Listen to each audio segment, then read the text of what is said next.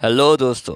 मेरा नाम प्रतीक है और आज मैं आपको एक कहानी सुनाना चाहता हूँ जिस कहानी का नाम है साधु की सीख। कुछ दिनों बाद चार लड़के शहर से गांव में घूमने आए और जब उन्हें यह बात मालूम हुई कि किसी साधु के नाचने से बारिश होती है तो उन्हें यकीन नहीं हुआ और शहरी पढ़ाई लिखाई के घमंड में उन्होंने गांव वालों से चुनौती दे दी कि हम भी नाचेंगे तो बारिश होगी और अगर हमारे नाचने से नहीं हुई तो उस साधु के नाचने से भी नहीं होगी।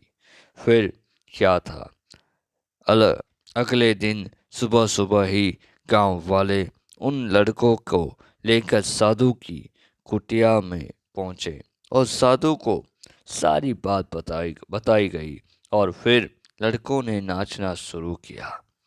आधे घंटे बीते और पहला लड़का थक कर बैठ गया, पर बादल नहीं दिखे।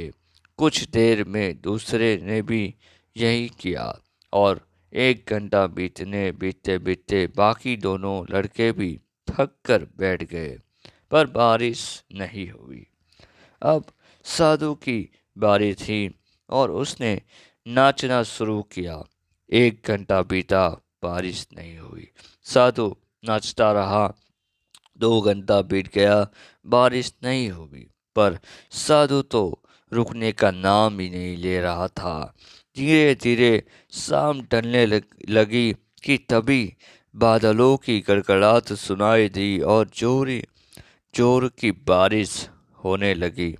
लड़के दंग रह गए और तुरंत साधु से क्षमा मांगी और पूछा, बाबा, भला ऐसा क्या हुआ कि हमारे नाचने से बारिश नहीं हुई और आपके नाचने से हो गई?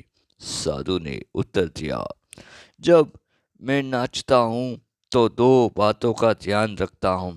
पहली बात, मैं ये सोचता हूँ कि अगर मैं नाचूंगा तो बारिश को होना ही पड़ेगा, और दूसरी ये बात कि मैं तब तक नाचूंगा जब तक बारिश ना हो जाए।